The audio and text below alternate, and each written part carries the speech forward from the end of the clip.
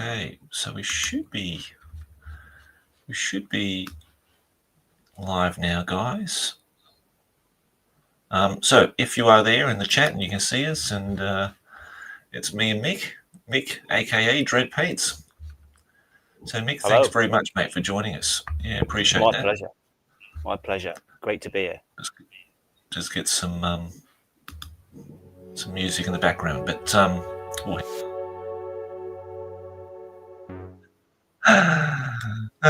okay. So yeah, no, thanks, Mick, for coming on. It's I just interviewed you, mate, on Friday, wasn't it? The Crown of Command podcast as like a part one of our chat. So people get to listen to that. This week, I'd say I'll probably release that one, so they can listen to who you are, and what you're all about, mate. But we can fill people in as we go, and tell them all about what you do, mate. Because we connected on Instagram about a year or so. Game and stuff and everything on Instagram. And then I recently found out you had a YouTube channel. It's like, wow. And I had a look at that. I was really impressed, and I subbed you straight away. And it's really nice to see someone out there in the community doing something all about 5th edition Warhammer. So we'll just have a look at your channel in a minute. I was going to get that up on here now, so we can check that out. But Mick, what are you painting today, mate? So today it's a Chaos Warrior Champion that I'm working on. I posted a few pics up on the Facebook and Instagram, so some people might be familiar with what I'm working on. But yeah, this big chunky guy today, I don't know if you can see him very well. He's the old 5th edition Chaos Warrior Champion. I've already painted the painted the banner boy and the drummer boy, and they're just sat by my side here. But now it's this guy's turn. So yeah, he's a really good model, actually. Really fun to paint. He's got some nice features on him, and some interesting character. So yeah, he's been good fun so far. Hopefully, I'll get him finished tonight. So nice, mate. Yeah, I really like because when I asked you that, you said you're painting Chaos. I don't think I'd seen those pictures until I saw your Facebook page posts, and I really like them. I think you've done really perfectly like the studio scheme, so that's really nice to see.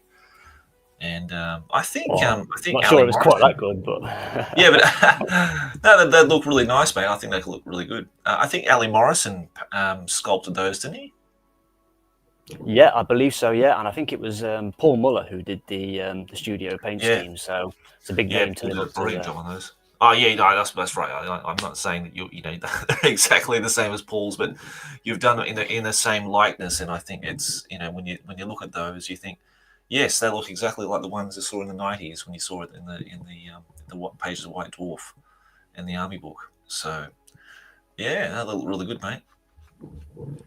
So yeah, I've got the White Dwarf just down here, so I've got my inspiration to look back on when I need to, if I get a bit stuck. Good on you, mate. That's great. That's good to see.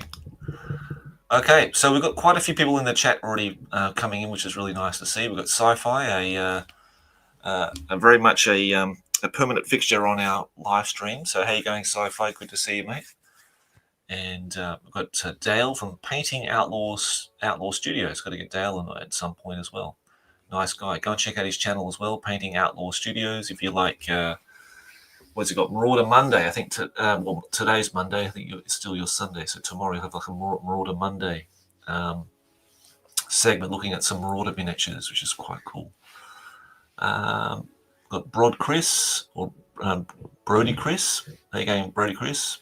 And Eric is on here. Emperor Jim, Martin, Matt, Ginger, Table Salt, Big Small Worlds, Albert, Black Rose Garden, Spurious, and Dwarven Mustache. It's Tom. How you going, mate? And Blue Thing. Thanks very much for pouring in. Please get the chat active with maybe some questions for Mick today. anything generally related to the hobby and that kind of thing would be great. And as we hold the fort, I don't think Jonny will be making it tonight, which is a real shame because he had some family stuff to take care of. And so it's just me and Mick today, guys. We'll be painting. I don't know what I'm going to paint yet. Got too many bloody things, too many bloody projects. It's either work projects or personal projects, but I'll probably do personal projects today. You've been doing the Empire, have you, for the commission still? Is that your work at the minute? Yeah, that's going to wrap up hopefully this month. So this month will be the big push to finish off everything.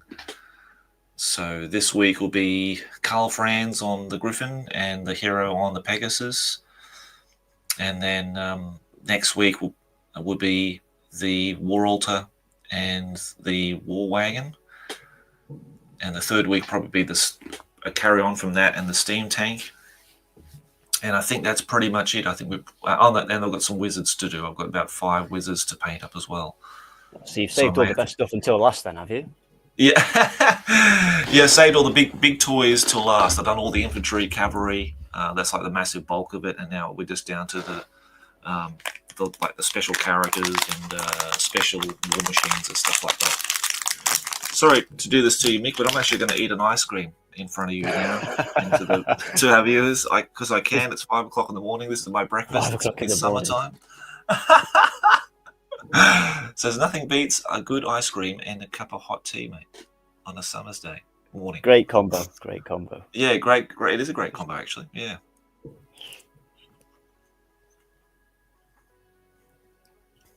So it's all work here at the eavylead Studios, as you can see. It's a hard life you've got to live up to here. You'll be cracking a beer out next. Yeah. I tell you what, mate, it's bloody not half tempting. I tell you what. I mean, I probably could do it. I could do it before because it's my son's holidays, but his holidays finish. He's going back to school today, so it's back to reality, which I don't think he's really looking forward to. But after five long weeks of looking after my boy, it's time for his school to look after him now, so I can get on to doing some work. Yeah, the summer holidays are always a bit intense, aren't they? Very hard.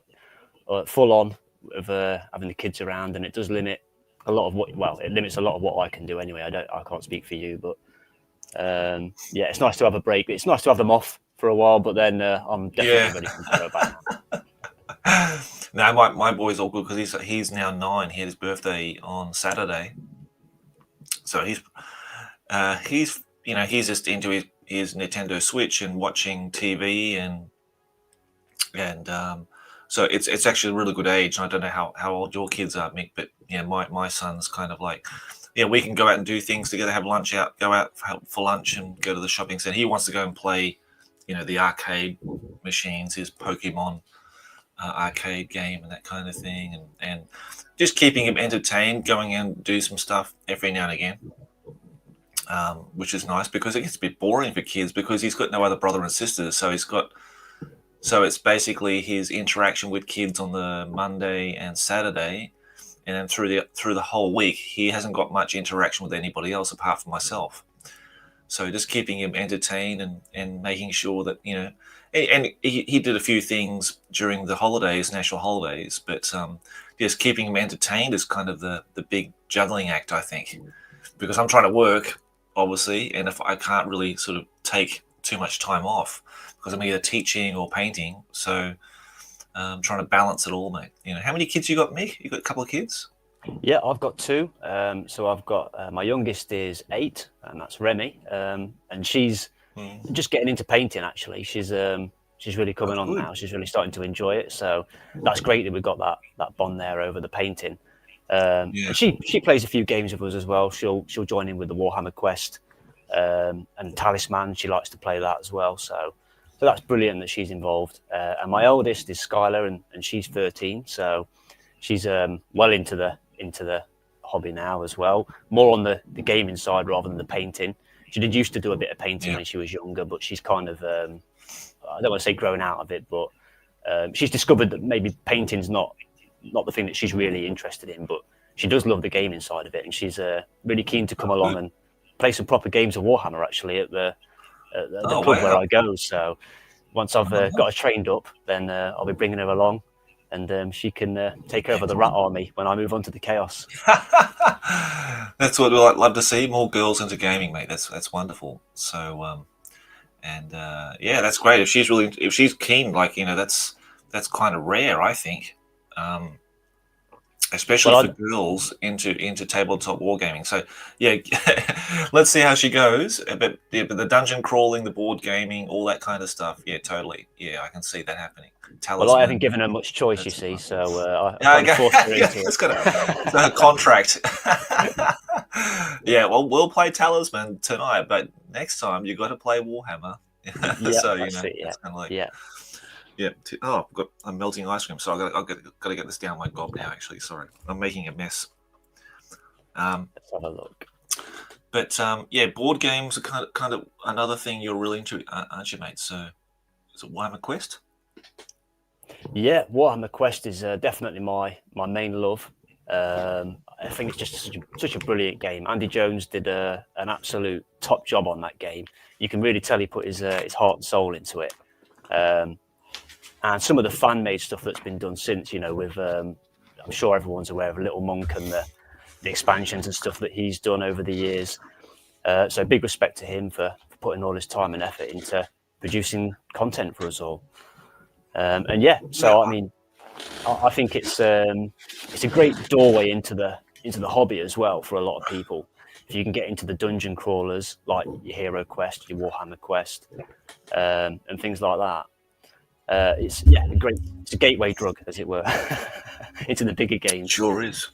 Yeah, for sure. It sure is, mate. Yeah. So I love Hero Quest, Advanced Hero Quest, and I got to play Warhammer Quest recently with the guys at our local game store, and I loved it because I bought it when I went to the UK in '95. I actually bought it at the when it was released, but it probably wasn't the best idea to do that because I got to carry it around London when I was just living out of hotel rooms or places where we would stay, so I had to lug that thing around, and unfortunately it just got sort of dispersed into bits, and bits went here, bits went there, and by the time I come back to Australia, I don't think I actually had it. I think I must have given it away, and never really got to play it. So, but when I got to play it recently, I really loved it. I think it's a great game.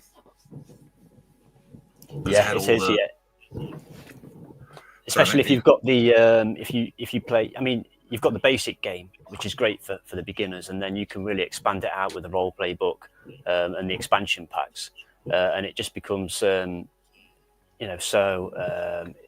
just expands the world so much. There's so much to it, and you can never really get bored of it. You know, there's always another mission to do, and when you run out of the missions to do and the different quests that are on there, you can always write your own. So it's never ending fun. Yeah, yeah, exactly, mate. It is. It seems like an endless thing, but you I think in our discussion that we had, you were sort of collecting all the different monster matrices, like the Skaven, you know, and you had like a list of undead. You had undead as well, and now you got chaos.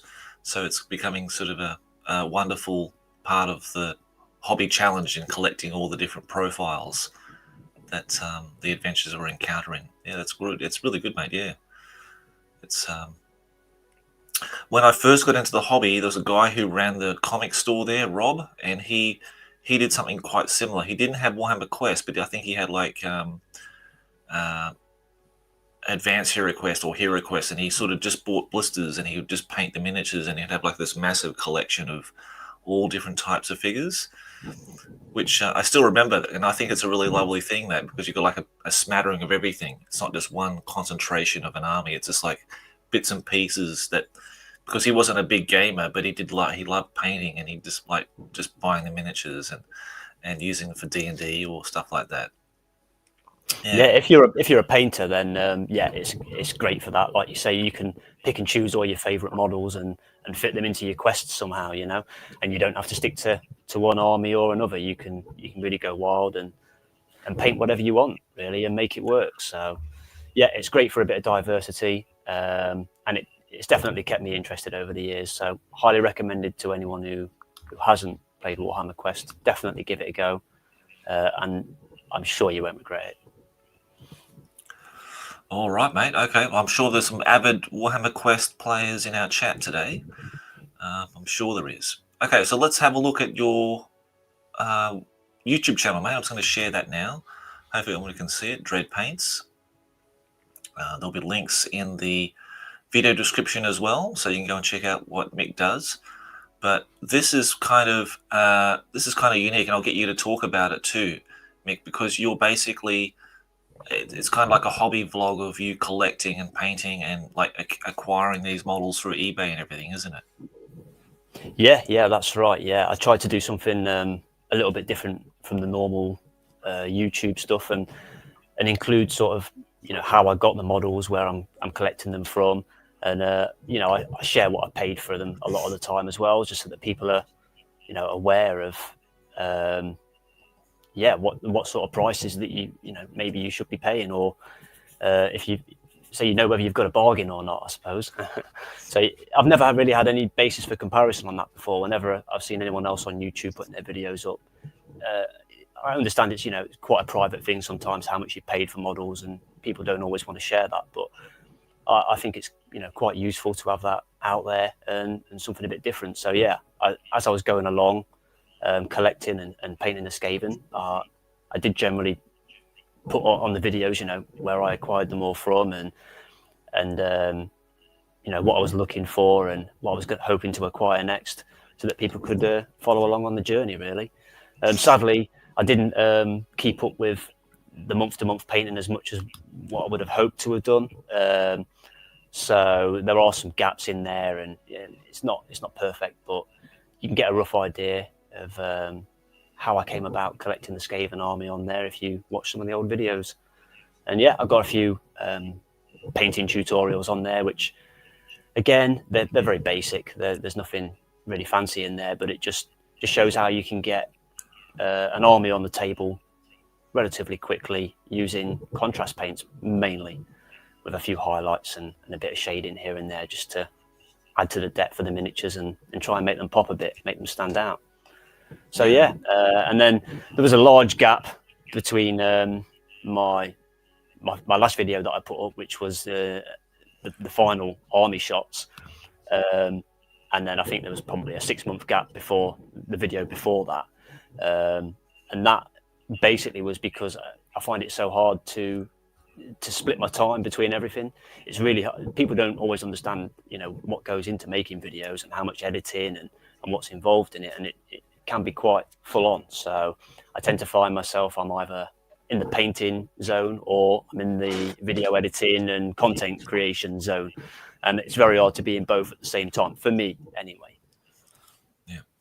Yep, I can totally understand that, mate, and I'm sure our content creators here in our chat can definitely sympathize with you, because it does take a lot of time to make videos. So we really appreciate when we see channels like this of someone like yourself, mate, doing these, because I really enjoyed, especially the showcase, seeing it all in all painted and everything displayed, and talk about all the units and everything. So I enjoyed that 30 minutes and 29 seconds of going through all of that, because I sort of followed your stuff on Instagram, and then seeing it in video was really as even nicer.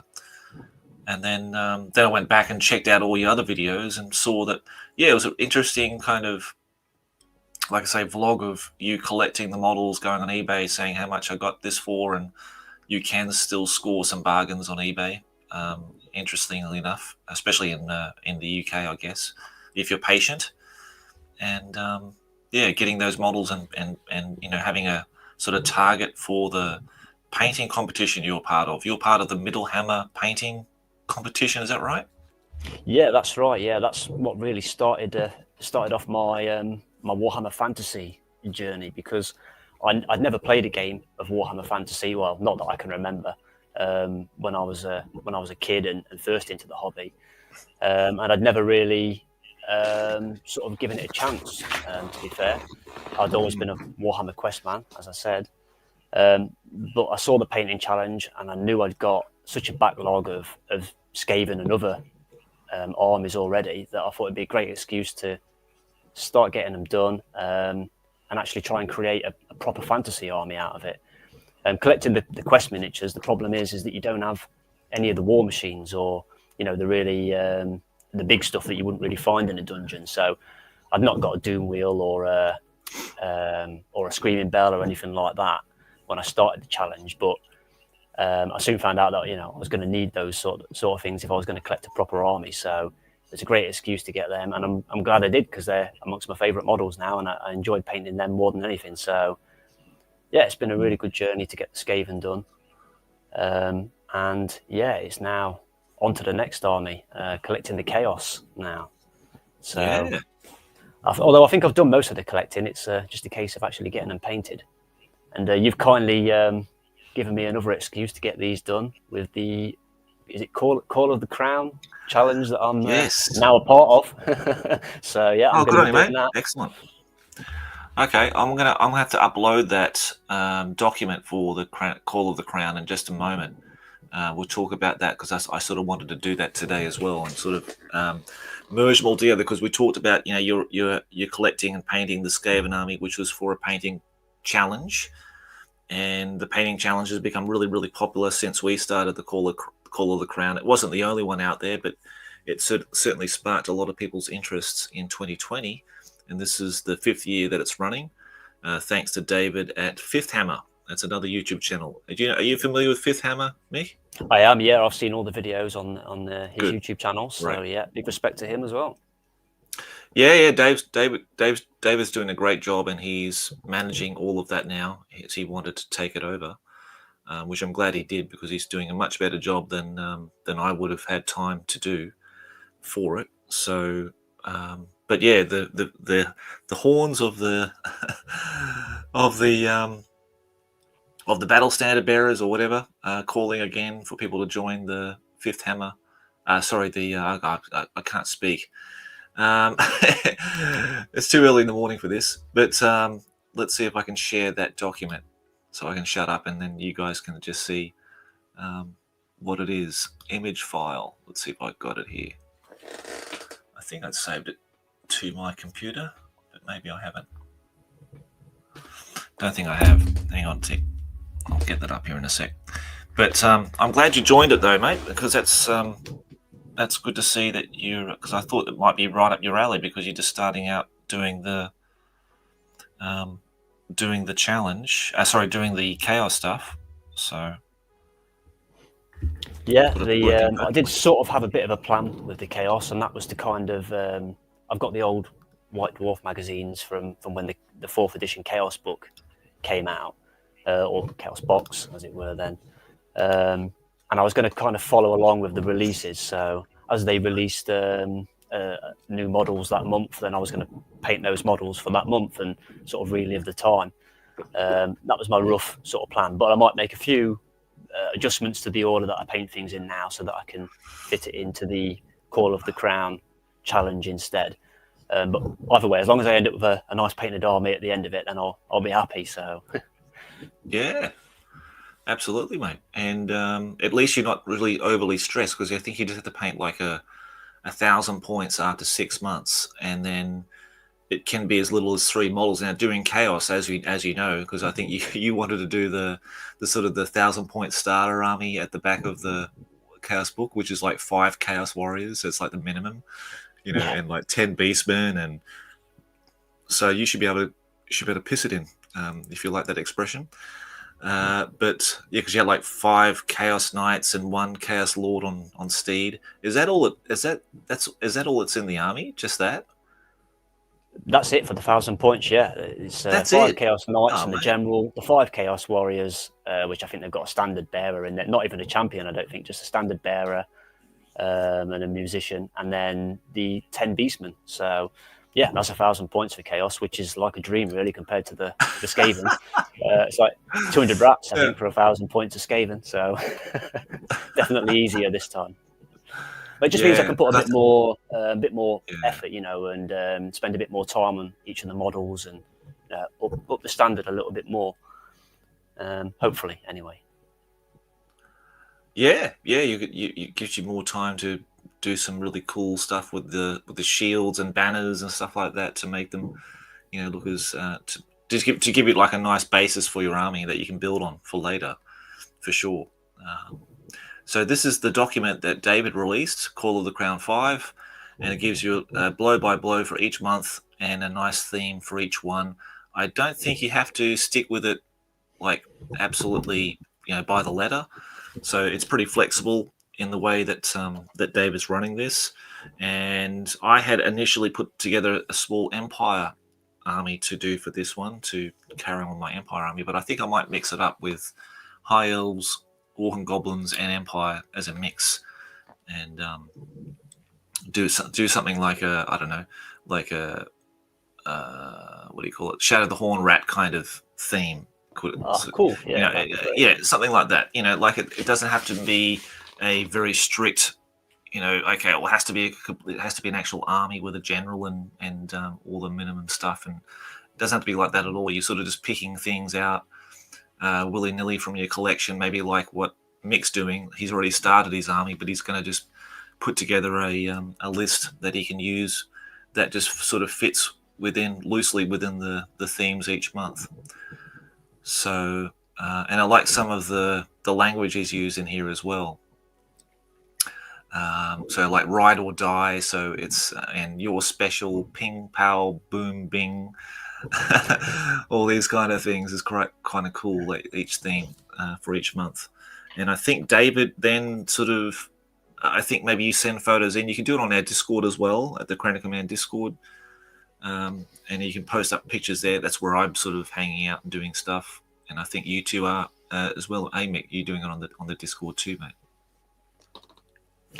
Yeah. I'll do it everywhere. I'm on all the social media, so I'll post pictures and updates on everything that I can.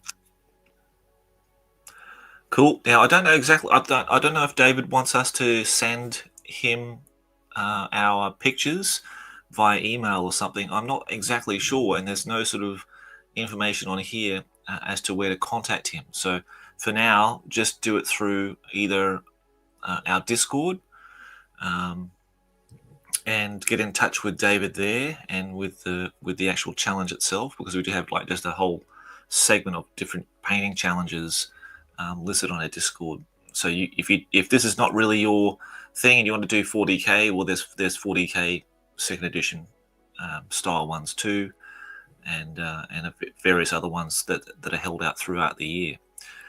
But if fantasy is your thing, then jump in this. You got October's the starting month, and like I said, it's very flexible.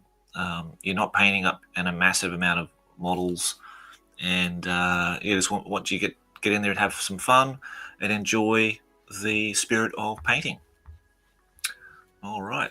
Okay. I think we've harped on about that long enough, and I don't know how the hell I'm going to turn this thing off. Oh, here he is. It's down here. Remove. There we go. Okay. So thanks, guys, for keeping the chat active and live. Hope you guys are having a good time painting whatever you're painting.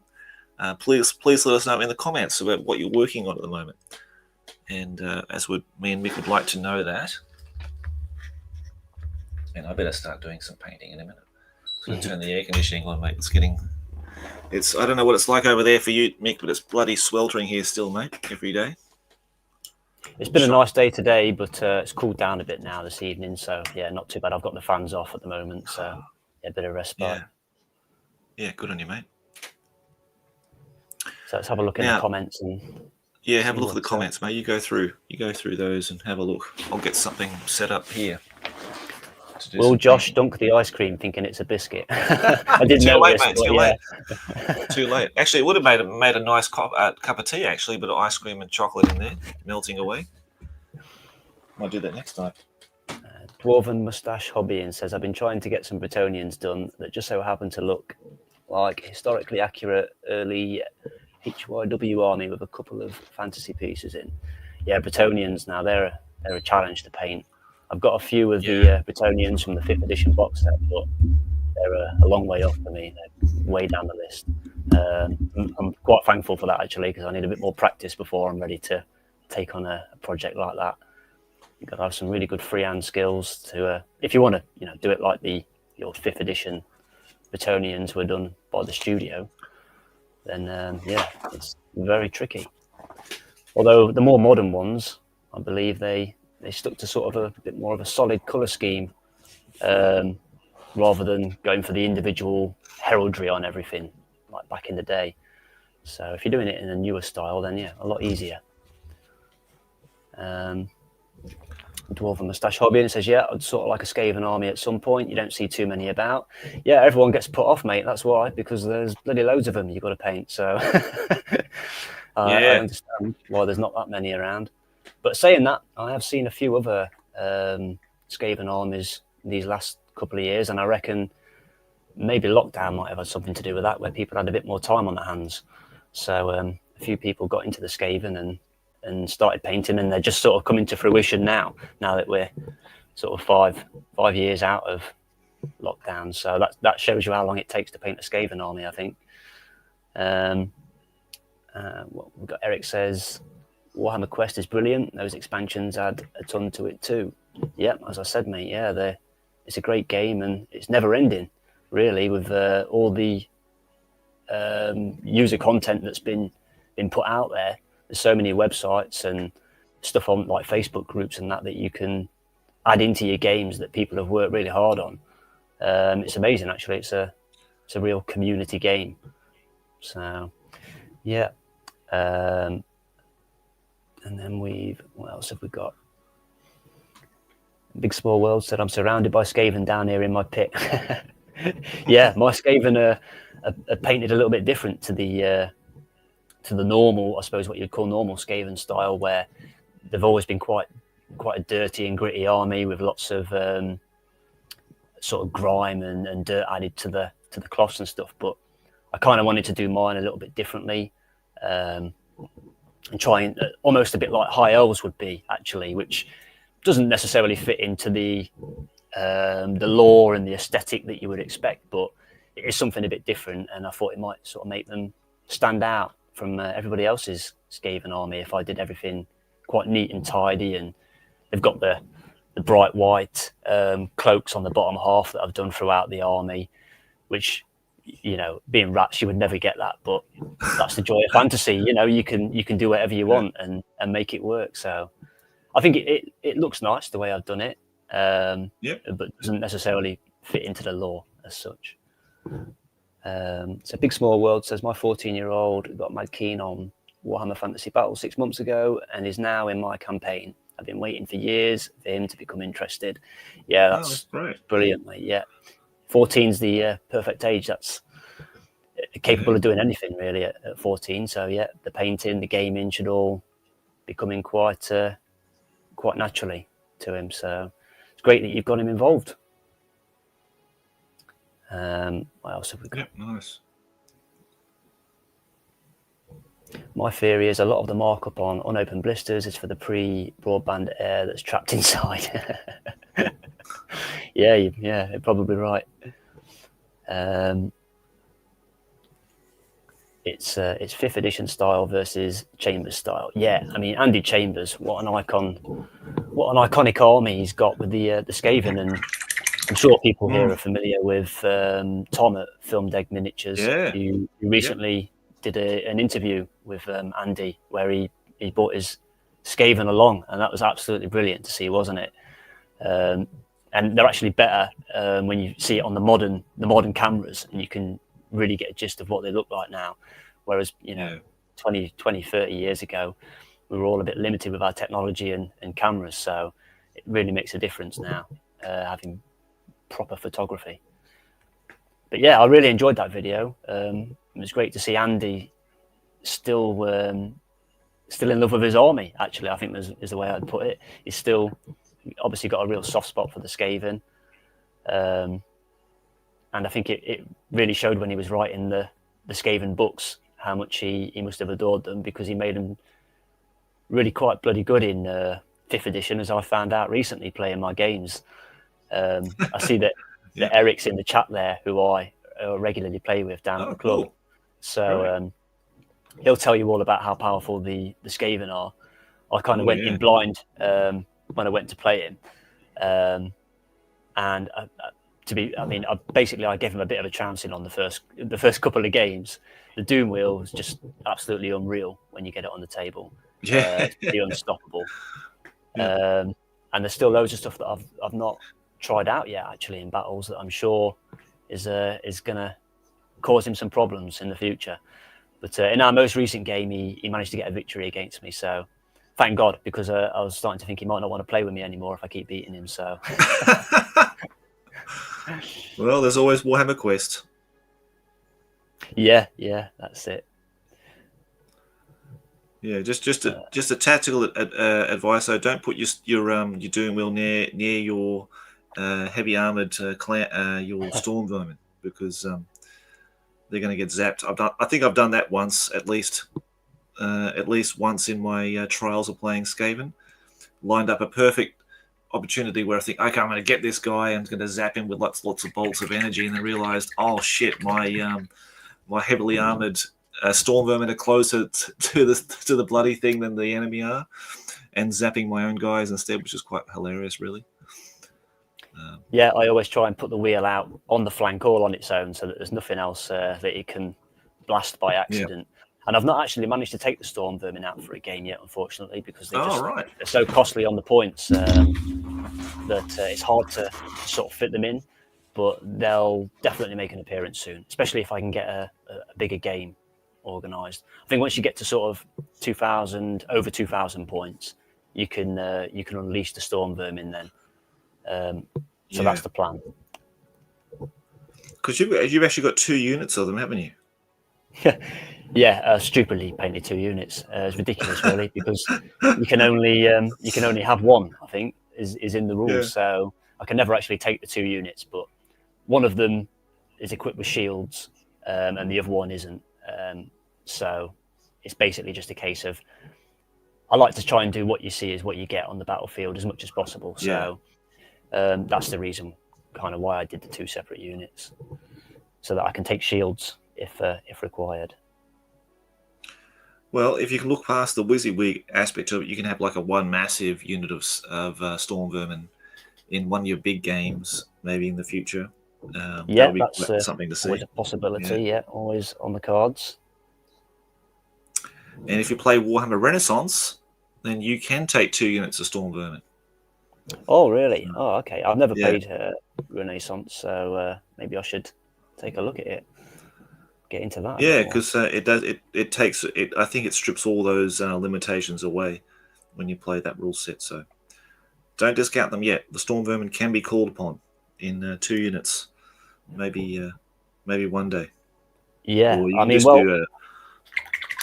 I had them in the collection, and rather than leaving them there unpainted in the box forever, I thought, well, let's just get them done, and I'm sure I'll get a use for them one day. Yeah. But one's armed with shields and one isn't. So you got the 2 different armament types. So you got one that you can. Is it one armed with like swords and shields? Well, again, they only really made the storm vermin of that era, the Marauder ones. So they've all got like halberds or spears. Right. So I have thought about maybe in the future adding the old Advanced Hero Quest Skaven plastic chunky boys. I have thought, because they're armed. I think they're armed with swords, aren't they? So I have thought about maybe painting those up as storm vermin at some point, if I can get hold of a heat unit of them on eBay at some point. And then that'll probably be a much more usable unit, because obviously they're a lot cheaper when you don't equip them with a halberd. So might be a good way to get them on the table and involved. Well, check out Demon Lair. Is it Demon Lair Org? Demon's Lair Org? Oh, I've checked that out many times. I've had a lot of stuff from him. Yeah, because I'm pretty sure he had those plastic Advanced Hero Quest Skaven on there. Stop being a bad influence, Josh. You're encouraging me to buy more stuff. Stop it. I bought. I think I bought 24 of those, or 20 of the 4th edition Clan Rats off him, because they were just such a good price. I thought, bloody hell, that's awesome. That's not even for me. That was for David. for his Skaven army that I'll work on next year, because I wanted to get the appropriate era miniatures for his project, for his commission. Yeah. So they helped me out really, really well there, actually. He's a nice guy who runs that too. I think it's Richard, who runs that. Yeah, you did the podcast with him. I had to listen to that. Yeah, it was really good. Yeah. And yeah, he's a nice guy. He's very helpful. Yeah. I send him messages all the time saying, have you got this? Have you got any of these in stock at the moment? Is there anything on your website that's not listed yet that you can help me out with? And he's always very obliging. So yeah, shout out to Richard at the Demon's Lair as well. Yeah. Yeah, he helped me out with some white dwarfs the other not so long ago. I got those shipped to my mate Matt, that's in the chat here, and he sent them on. He forwarded them on to me with some other stuff. But that was good. That was a really good little bundle of white dwarves which were really cheap. They were like I think £6 an issue, which was I think pretty good. Given that most of them around there at that price or maybe a bit more. So I was pretty happy with that. That still filled the gaps of some of the issues I was missing. Yeah, there was a time a few years ago where you could pick up white dwarfs really, really cheap, but they've just become so popular now. And as people are trying to fill their collections out and find the missing issues, I think it's getting harder to find them at a good price. So yeah, £6 each is not bad at all. Yep.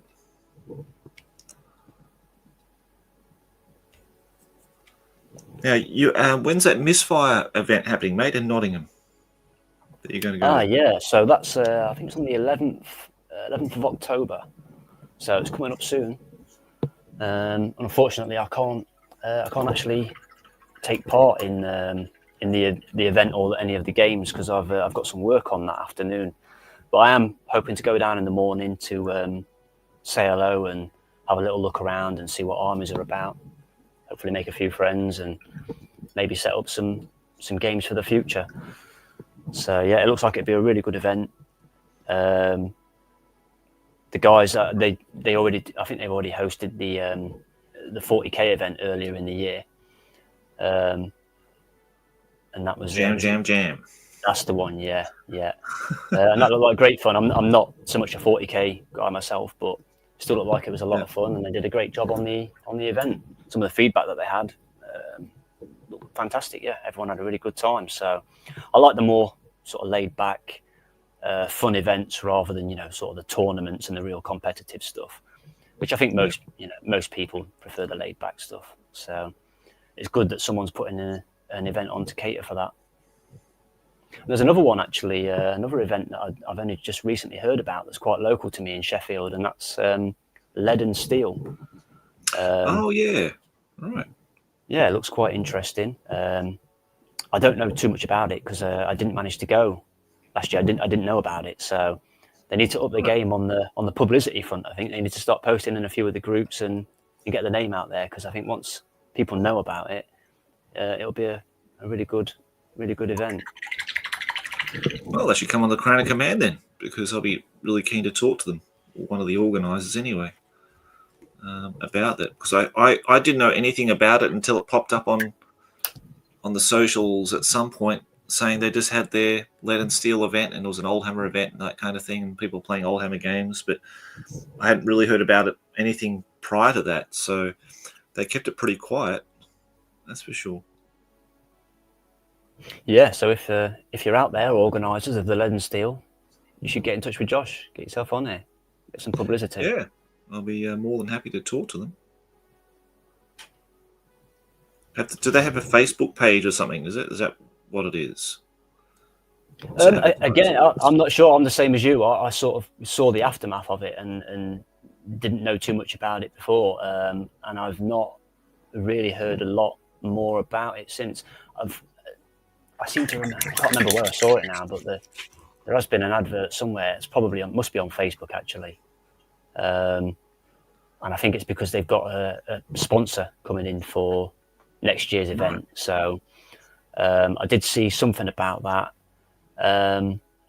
yeah, they should really try and advertise it a bit more and drum up some more interest, because I think it would be great.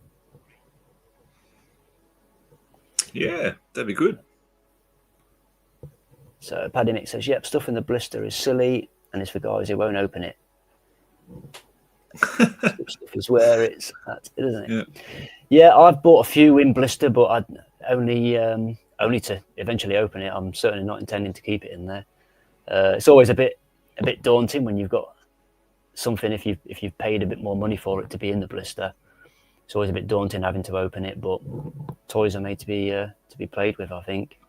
And so I think everyone would be better off if they just open up them blisters. So if you're not going to open it, sell it to me. I'll open it.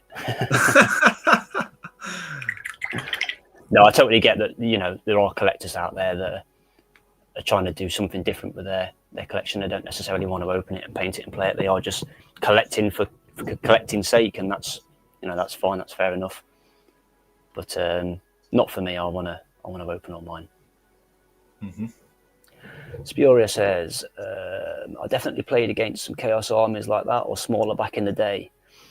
Yeah, I actually managed to. I've got Battle Masters knocking about downstairs as well. Oh, cool. And my daughter loves to play that with me, so nice. I actually let her take over the Skaven army a couple of weeks ago. So she played as a Skaven, just a 1,000 point starter army out of the back of the 4th edition book 5th edition book it was actually, where they did the sample armies, because they released the 4th edition books, and then they kind of re-released some of them for 5th edition, where they didn't do a new book. They just re-released them and put some extras in there.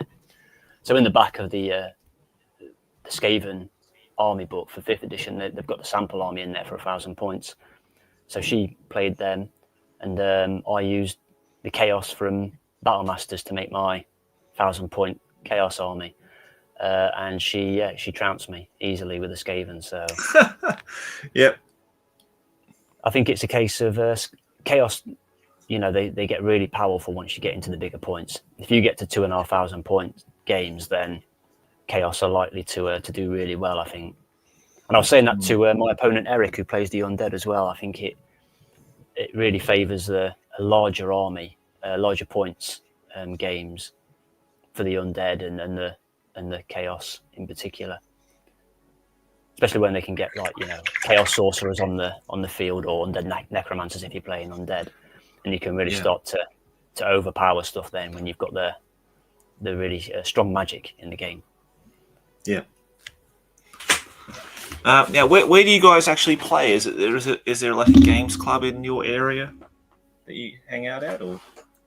Yeah, so I mean, I play with my kids at home, but I also every Wednesday night there's a club.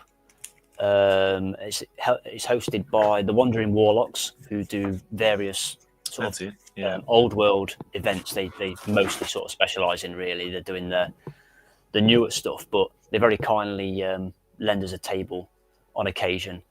About once a month, I manage to make it down, and they set that aside for us to have a game of 5th edition, and they get the old flocked hills out for us sometimes, and the old style terrain to really make it feel nice for us. So they're always very welcoming, and happy to have a couple of extra bodies down there, I think. So that's at Patriot Games in Sheffield on a Wednesday night at 6:00 until 10. So that's where I try and go. Like I say, I normally manage to get down about once a month, and I would like it to be more, but unfortunately I've got other commitments on a Wednesday night usually. So I play in a band. I play on the drums, so that's my sort of that's my job, my normal job, as it were. So evenings and weekends are quite busy for me, but occasionally on a Wednesday night I manage to get down there, and it's always good fun. You're not familiar with the band called Gay Lips, then? Gay Lips? No, I'm not familiar with it. That's what Johnny's. That's Johnny's band. Johnny Watson. He's the drummer. Really? I had no idea he's a drummer, is he as well? Oh, yeah. Crazy. Right. There's so many drummers in this hobby, because there's Eavy's obviously a drummer as well. Yeah, that's right. Right. So there must be some sort of crossover there for some reason. Drums and must be painting and gaming with miniatures. Yeah. We'll have to do like a Crown of Command survey. Like that'd be one of the questions. Are you a drummer in a band? and let's see how many responses we get. But yeah, interesting, mate. Okay, that's good. So, what kind of music are you interested in, and in like performing or listening to? So the main band that I play with, they're called the Feel Good Fridays, and they do sort of people's weddings and functions and sort of events for corporate companies and stuff like that. Because to be quite honest with you, that's where the well-paid sort of jobs are. That's if you want to make a living as a drummer, then that's kind of the gigs that you need to be doing. So we do all the old classics, the dance floor fillers, you know, all through from the 80s, 90s. Again, because the sort of people that can afford to book a band are generally of the older generation. So that's the kind of music that we do to cater for. Right? But I'm in another band as well on as a side project, right. and they're called the Middle-Aged Dirtbags, and that's I like that one. So they're a bit of a play on words from Teenage Dirtbag, as it were. But so yeah, we do like late 90s, 2000s pop punk sort of stuff. So you Blink 182, Green Day, that sort of stuff. So yeah, I love all sorts of music. So I'll play anything on the drums. I'm happy to do anything. So I do occasionally stand in as well and do like depth work as a drummer. If bands need a drummer at short notice, if their permanent drummer's ill or can't make a gig for whatever reason, and I do fill in every now and again. Excuse the drumming pun there, fill in. So that's my normal job, as it were. And then that gives me a lot of free time in the daytime to, when the kids are at school, then I can do some painting. So. Brilliant, mate. Well, that's good. I was going to actually ask you if you were a full-time professional musician, but you answered that. So that's great that you can do that, mate, as a full-time gig. Yeah, well, I won't say it's making me rich, but I do manage to get by. So as long as I've got enough to feed the family and provide a bit of entertainment for them and myself with the models and stuff, then that's the main thing. I think I'm not one of these that wants to work myself into the ground and die an early death at making somebody else rich. So I gave all that up a long time ago, and I just do things for myself now. Yep, that's the way to do it, mate. Good stuff. So Dwarven Moustache Hobby and says, hopefully next year I'll join. I think it means the Call of the Crown challenge. There are some models that look suitable for a Merc Empire army that I'd like to do.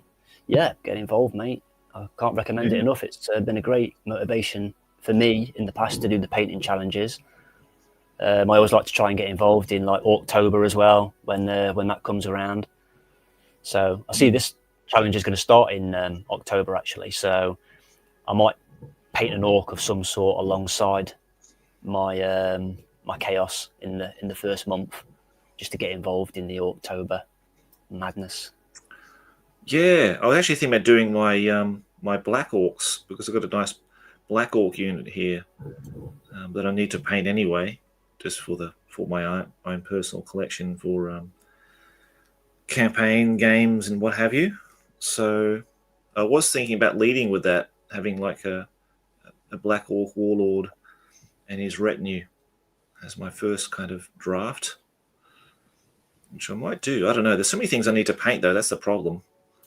It's kind of like I need to paint it for like battle reports or things we've got planned for later for the year. So I've got the high elves I've got to do. So that was another consideration.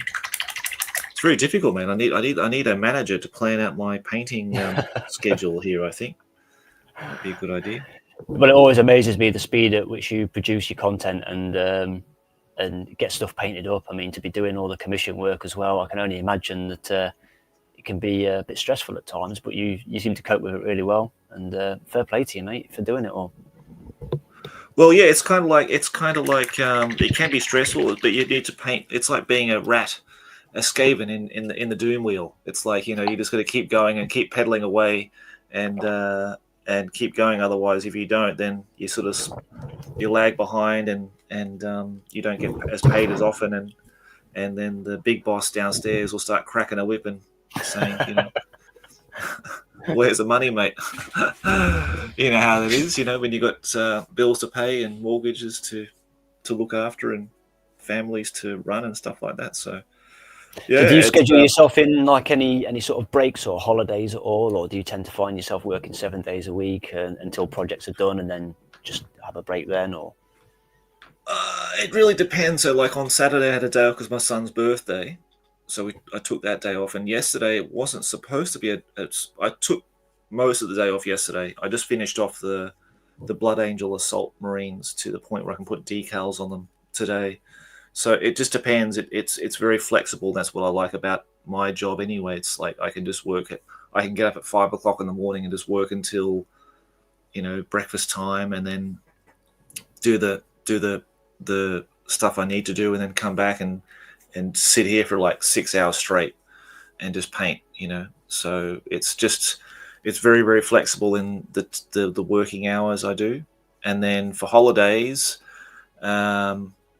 usually Christmas Day, New Year's Day, they're definitely days I don't work.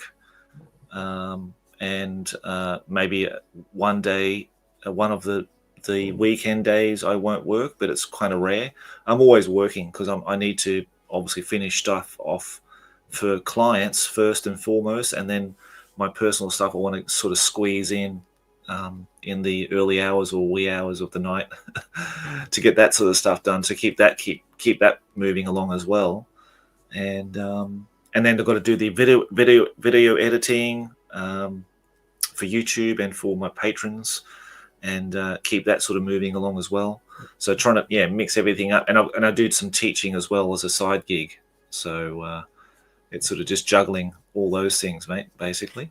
But it all seems to work out well, So when the teaching drops off, I've got more time for painting, and then when the teaching comes in, I've got sort of less time for painting. So I've just got to manage that, and you to sort of make ends meet. That's the way you're going to do it. But I will be going to Australia at the end of next month, but I'll be working from my sister's place. There's like painting from there and doing some online teaching there as well. And so will you take all your paints and stuff with you, or have you got like a setup there as well? No, I'll just take a very limited amount of paints, just what I need for what I'm painting, and that's it. And just take some figures to paint while I'm down there. Probably David's Wizards, I'd say, all the easy sort of stuff to do while I'm there, and make more content for the channel, more battle reports and stuff like that. So do you have cameras and stuff that you make this on, or have you got like an iPhone that you can just take with you? Just an iPhone, just this old workhorse, mate, an iPhone SE. That's it. That's all I've got. So, and it seems to be doing the job. That's why I say, like, someone said you need all this equipment. You don't really need all that stuff. I don't have any special lighting, nothing. Just got an iPhone and just a Mac computer for editing. Well, you wouldn't know it from the content that you produce, honestly. Like some of the stuff that you put out, mate, just looks like top quality. So no company. Stick with the iPhone. That's what I'd say. Yeah, stick with the basic. Keep it basic. That's what because I don't know how to do any other editing apart from iMovie. I don't know how to do any other program. So relearning all of that would be just not very pleasurable for me. I think I've just got it. I just know how to do my thing with what I've got at the very sort of bare bones, and it seems to work just fine. So yeah, I think a better phone would be good for me, like having an iPhone 15 or iPhone 14 or 13 or whatever. At some point to get a higher resolution, higher frame rate, that kind of thing would be good. But that's all you need, really, just a phone, and you're away, or a good tablet or something like that. You're away. Yeah, so, you don't need to splash out £1,000 on a digital camera or anything like that. I think it's proven that you can do most things with a very nice phone. Because they're worth about $2,000 anyway, or about £1,000 these days, or £500. So, what have we got in the comments then? We've got Spurious says, just working on terrain, loads of it. The old collection needed repair, replacement and upgrades. Currently undercoating some hills, a nice chocolate colour before flocking.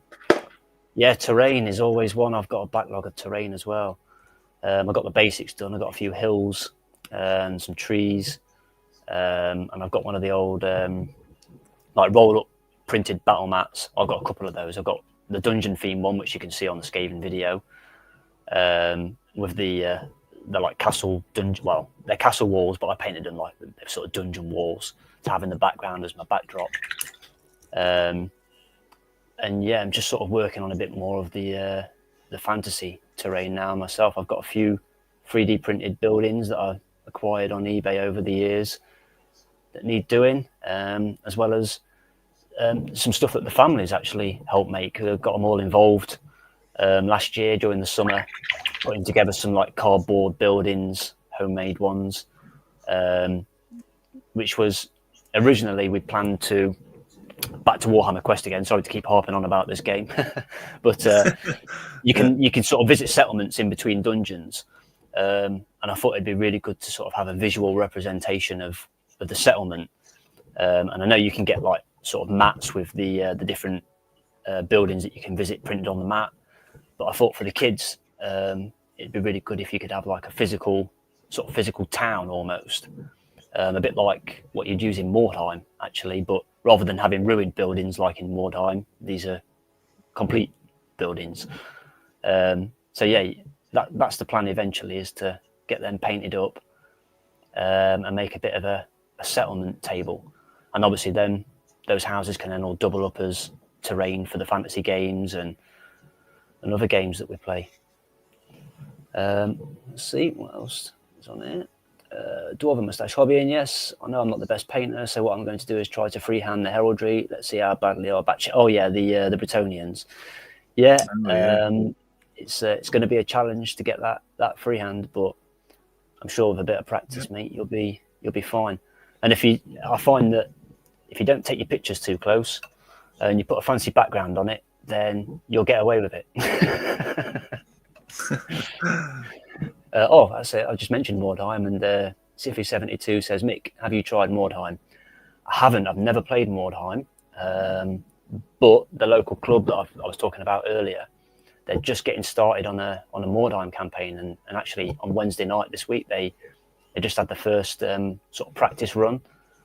I'd already got a game arranged with Eric for that night, so I couldn't join in, unfortunately. But hopefully, I'll get a little Skaven warband painted up alongside the Chaos, and get joined in with that, because it looks like a great game, and I love watching some of the interviews that have been done with Thomas Perrinen about how he sort of made Mordheim and went about developing it.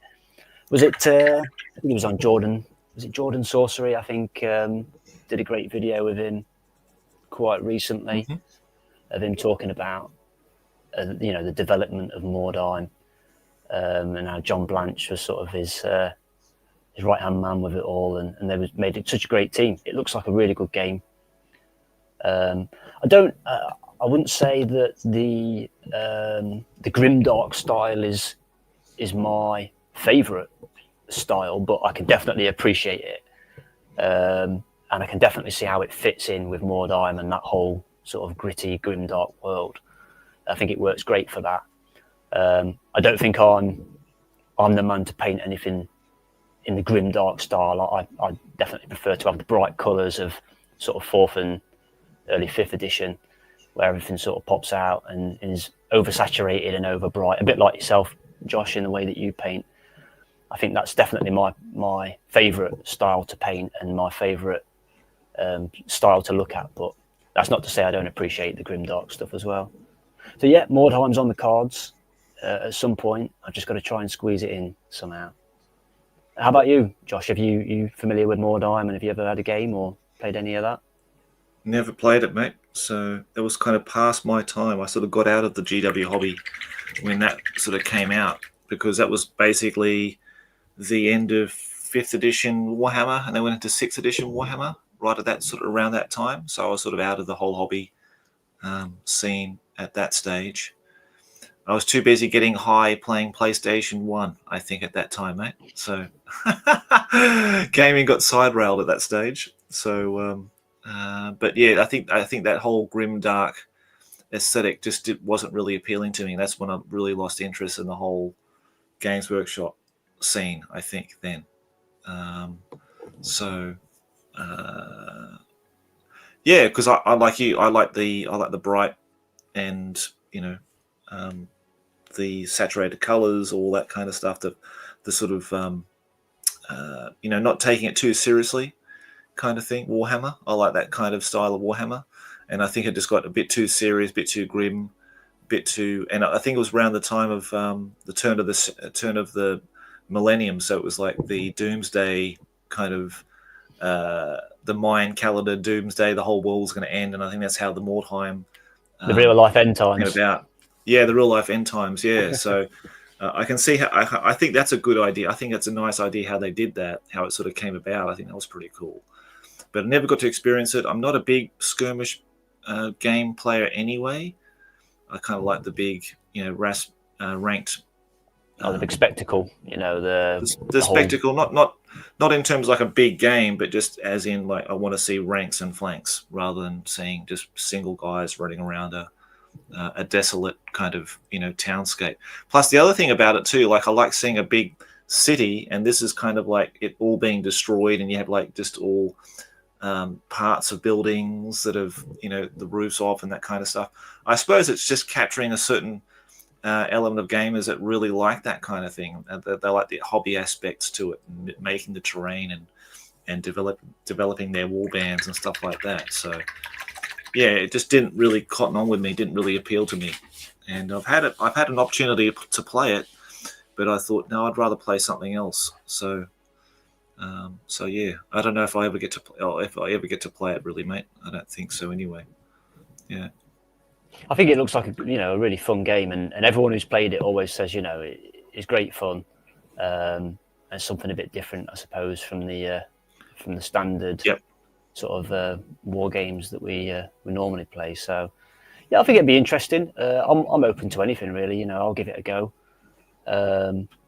So yeah, I mean, I'm looking forward to it. But yeah, my heart definitely lies in the red era and the bright colours and popping colour schemes of those early White Dwarf pages. Yeah. Josh is a really bad influence. He's started me back down the 4th and 5th. Getting it all up and the command channel. Yeah, I understand you, mate. He's definitely a bad influence, yeah. He said Josh's Facebook page was why I started collecting the old Big Hat Chaos Dwarfs. Yeah. Have you got the old Chaos Dwarfs, have they? Or did you do a big commission at some point for that? Or yeah, I did a big commission for it. Yeah, so that was actually last summer. That was last year during summertime that was a really interesting time too, because my son had broken his leg, so I was at his school every day, and in the one of the meeting rooms there, and I was just painting all the big hats in that room, and the kids would come down from his class every time he needed to go to the toilet or go have there's a lunchtime or break time or whatever, and they would come in and they go, oh wow, they'll look at all these miniatures, and I had the Chaos Dwarf army book and everything, so they seemed very interested and fascinated about what I was doing there. So you've been a bad influence at his school as well. I think so too. I was sort of rubbing off the the 4th and 5th era of colour and madness to the kids now. So, and they did you do a lot of videos when you were painting the Chaos Dwarf army? Because we just did a battle report. We just did a battle report, mate. Me and Nick. I got Nick to play the Chaos Dwarves. I played Dwarves in that one. Yeah, that was a good game actually. I'm sure I must have seen that. I've seen most of your battle reports at some point or another, but I often have them on in the background, so I'm not always, fully paying attention. But now that I know you've got a Chaos Dwarf and Dwarf battle report, I'll definitely go back and watch that one again. Yeah, I'd highly recommend it. I think we played Warhammer Renaissance rules in that one too, for that one. And I just did a painting video for the Great Taurus. I think that was the only painting video I did for it. So I've seen that. Yeah, I've seen the Great Taurus. Yeah, the bright red. Yeah, brilliant stuff. Yep, super bright red. Yeah. So I enjoyed painting that one. In fact, if I ever do get a chance, maybe one day in the future, I may start collecting Chaos Dwarves and painting, because I do love the characters and the command units, especially. The command units are really beautiful faces. I love the character to those models. They're really nice. And the plastics, I think the Monopose plastic halberdiers are brilliant. I think they're one of the best plastic kits they ever made. Yeah, I agree. Yeah. I've got a small collection of Chaos Dwarfs that I'm really looking forward to getting started on. And they were very nearly what I was going to do this time round. Right. But I've got a lot more Chaos than I have Chaos Dwarfs, and there's a few gaps there still for the Chaos Dwarfs. So I'll just keep collecting for a bit longer, and maybe they'll be next on the list next year. Yeah, good, mate. That's great. Yeah. If you have some, that's fantastic. I think you're very lucky, because they're really, really hard to get. And thanks to my amazing sponsor, Black Arrow Minis, he supplied one of my patrons actually with some Chaos Dwarf models, actually, because I have a special guest coming here to Japan later this year to play out a special scenario of Chaos Dwarves versus High Elves. So let me just show you Black Arrow Minis, because I don't know if you're familiar with this website at all, Mick, but let me just show you, mate. I have seen he's a sponsor of yours, but I haven't actually checked it out yet, so I should do that. Yeah, I'll get on that. Okay, here's the cast Dwarf, so you may want to look away now because they're all in blister packs. Yeah, the prices are in Japanese yen, so you'll have to convert it into your own currency, because I'm obviously it's reverting to where I'm at. So, but he looks like he's sold a few packs, which is good. I'm happy about that. I'm happy when my sponsor makes money, because that makes me feel good. But he's got quite a lot of stuff, but they're extremely expensive. You know, they're almost £50 for one bull centaur. But that's the market rate for these things, mate, these days. So you're sitting on a small gold mine if you've got Chaos Dwarves these days now, mate. Well, I am, but unfortunately, I'm not one to part with this stuff. I'm definitely a hoarder, so I won't be getting rid of any. That money's gone and invested, as it were. Well, I'm really happy to see a lot of it sold out. That's awesome. So well done, Scott. I'm really glad that investment that he made in acquiring all this stuff is actually paying off. So that's really good to see. And so is he based in Japan then? No, he's based in the US, mate. So I see. Right. Okay. Yeah, but he carries a whole host of stuff, and he picked up a lot of stuff now in blister pack from a estate sale, I think. So is that why the blister packs are green then? Is that the US? Yeah, this should be all pewter metal, so it's got pewter metal written on it. See. So the pewter was where the Americans made everything in pewter, no lead was contained in any of the models they sold due to US regulations. Right, I see. So, interesting. Which is actually better, because the models themselves, the metal is so hard that it wouldn't bend and snap like a lot of the softer metals did. Yeah. So it's a double-edged sword. It makes it a bit harder for like conversions and stuff when the metal's a bit harder, I think. But like you say, it means a bit more sturdy on the battlefield. You haven't got drooping flags and stuff, and especially like the heavier models as well, like the old. Do you remember the old Orc Weaving, the original one? Yes, it was made in exactly. lead. I mean, it used to have big problems of it sort of drooping and sagging all the time. And I expect they probably didn't have as a bigger problem if they were doing theirs in pewter over in the US. Yes, I got the made to order one, because my original one it did exactly that. It just drooped down to the base it drooped its body down to the base, I should say. So I've got the made to order one, which is a much more harder metal, and it doesn't droop. So let's have a look at the chaos. What chaos stuff has it got in here? A lot of bloodletters, look of things. and some demons. Even Eavy's got the centaurs here. That's pretty cool.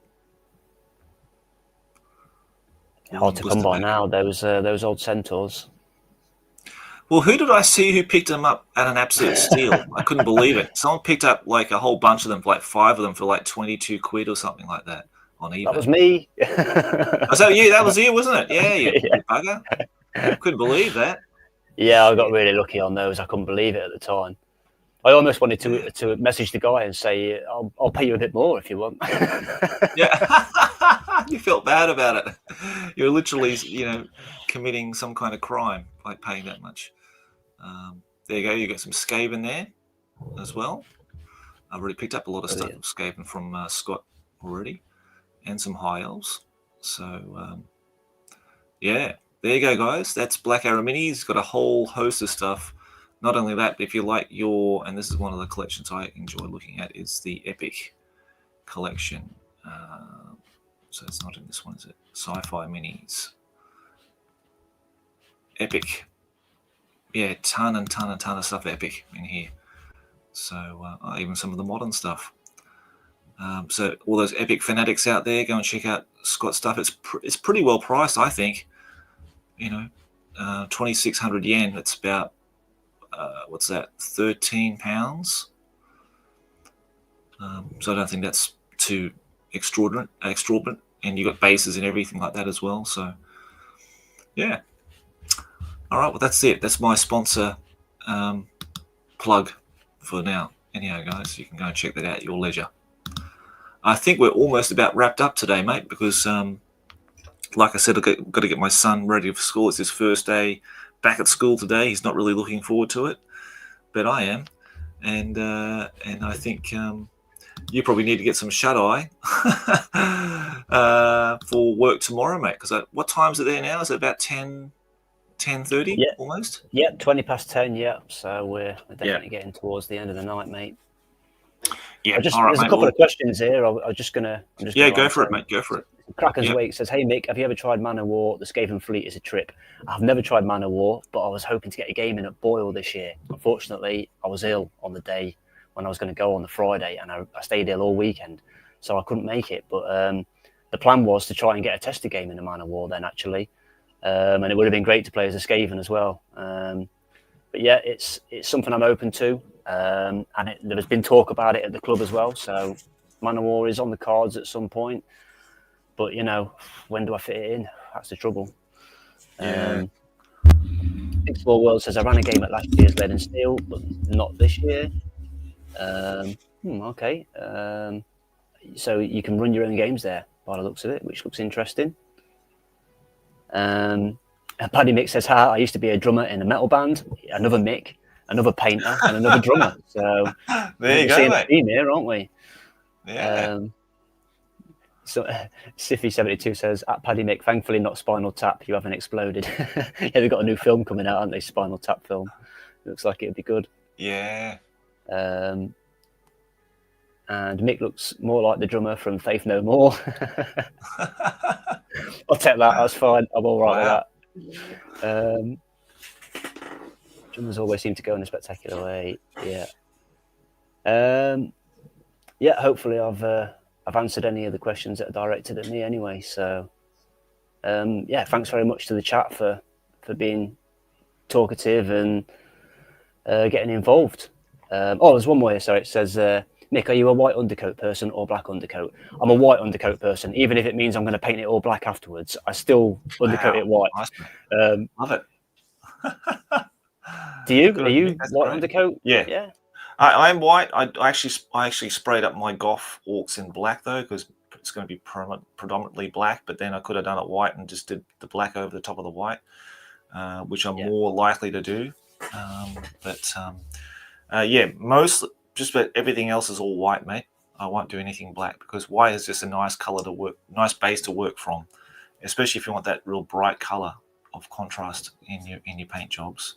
You can't go past a nice white. Perfectly white, pristine paint primer. Yes, and in case you was interested, I'm using Colourforge white at the moment to do most of my priming. I was a big Halfords a big Halfords fan. They used to have great value, big white spray cans, but they've gone super expensive now. So yeah, it's about £10 a can for the Colour Forge, and it's good quality. I've never had a problem with any of their stuff, so that's what I use now.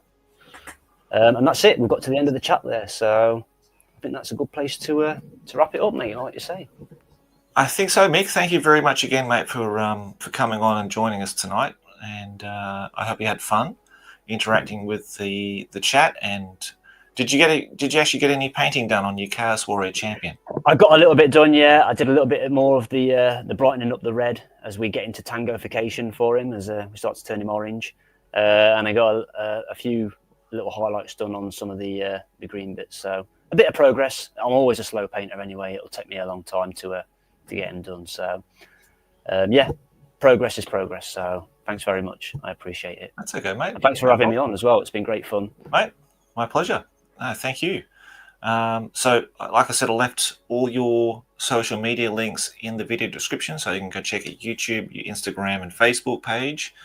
And then soon I'll release the podcast with us talking together on the Crown of Command, so people can go and check that out. And I think that's about it, mate, really, I think, for now. But then get in touch with Mick via our Discord. He goes by Dread Paints on our Discord at the Crown of Command. Again, links will be in the video description.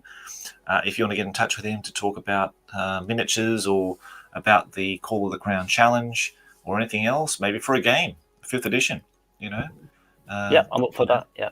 Yeah, for sure, mate. Because I know a lot of the guys, like Dale at Painting Outlaw Studios, he's up in Nottingham, so he was keen to play some 5th edition games. So you might have a game there with Dale and his mates. So yeah, get in touch, Dale. Yeah, I'm happy to meet up. Yeah. Have a game. Yeah. All right, but look, for now, guys, thank you very much for coming to the chat, and I really appreciate those who watch the restream. And check out the links if you want to get connected with anything else that we do here at the Crown of Command. And until then, have a great hobby week, and we'll catch you again next week. So thanks again, Mick. Have a good night, mate. Keep those drums a-rolling, and the Chaos Dwarves, or no, not the Chaos Dwarves, the Chaos Warriors are painting, and we'll catch you on the Discord, mate. Yeah, cheers, Josh. Thanks very much, mate. Okay, take care.